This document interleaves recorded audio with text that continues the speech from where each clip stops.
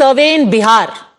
Now he is in your NDA. Will you do a nationwide caste census? These are going to be not issues you can brush away. Will you do a nationwide caste census?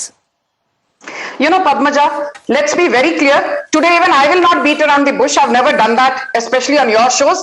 Let the swearing in of Prime Minister Narendra Modi happen at 8 p.m. As is scheduled on the 8th of June. And then after that, caste census hoga ya nahi hoga, Bihar ko special status milega ya nahi milega, whether the issue of privatization of Visakhapatnam steel plant, which has been a thorny issue, whether that gets resolved or not. Ye agle 72 घंटों में 96 घंटों में सारी picture clear हो जाएगी. But I cannot allow the allegations of the Samajwadi Party to go unanswered. ये कहते हैं बीजेपी बैसाखी वाली सरकार नहीं चला पाएगी. पहले तो जो गठबंधन की सरकार है उसको बैसाखी वाली सरकार कहकर आप अलायंस पार्टनर्स की तौहीन कर रहे हैं. दूसरी बात, अटल बिहारी वाजपेयी ने 1999 टू 2004 गठबंधन की सरकार बखूबी चलाई.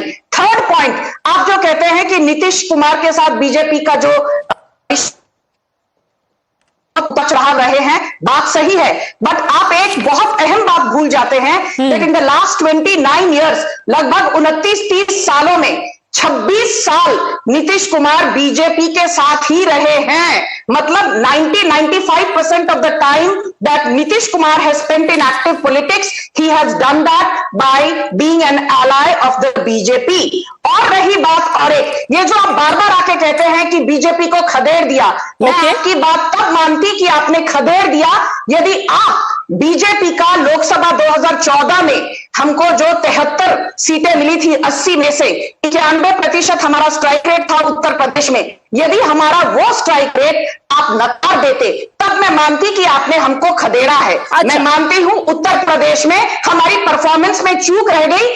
But even today at 240 seats, we are more than 13 parties of the ...